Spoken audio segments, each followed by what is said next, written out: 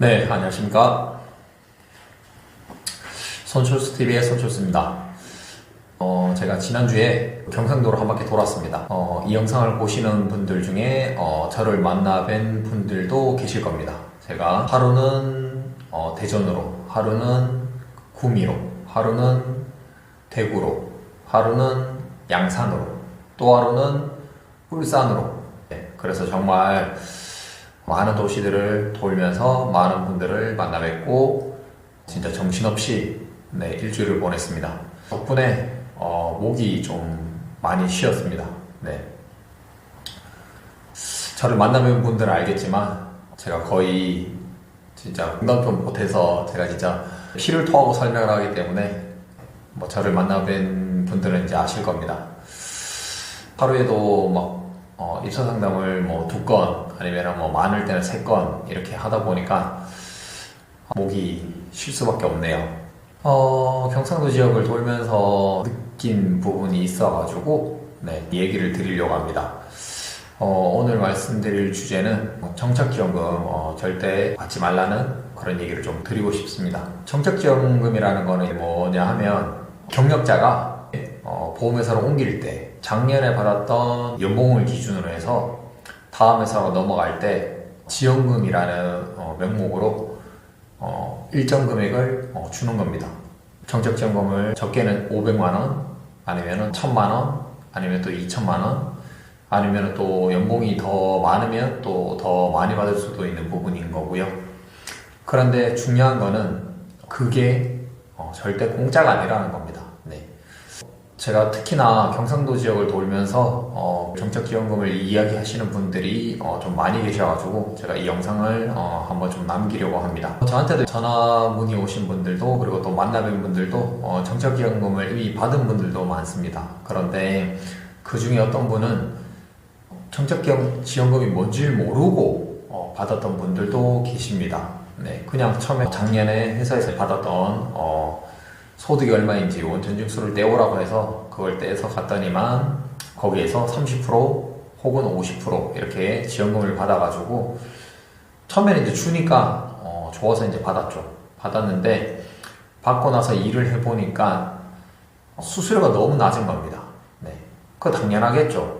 정착지원금을 주는 회사에서 당연히 높은 수수료를 줄 수는 없겠죠.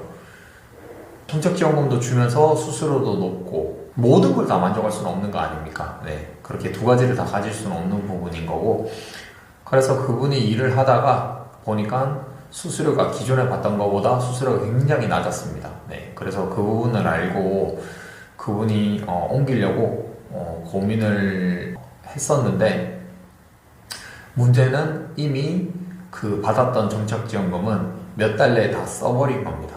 그래서 그 목돈을 뱉어낼 수가 없어가지고 그냥 계속 기존의 회사에서 어쩔 수 없이 일을 하고 계신데, 문제는 본인이 예전에 정착지원금을 받지 않았던 회사에서 받던 수수료와 그리고 지금 정착지원금을 받으면서 받는 수수료의 이 차이가 너무 굉장히 크게 나니까 그 부분을 매달 계산을 해봤을 때, 그리고 지금 본인이 있는, 제가 회사 상호명은 밝힐 수가 없고요. 지금 정착지원금을 받으면서 갔던 회사의 조건은 3년 동안 근속입니다. 3년 동안 코드를 옮기지 말고 그 회사에서 근속을 하는 조건이었는데, 그렇게 할 경우에 따져봤더니만 자기가 받았던 정착지원금은 1년이면 다 회수가 되는 금액입니다. 그 보험회사에서도 당연히 그 대리점에서도 짱구가 아닌 이상에는 당연히 머리를 굴려봤겠죠. 그래서 수수료를 낮게 주는 대신에 그거를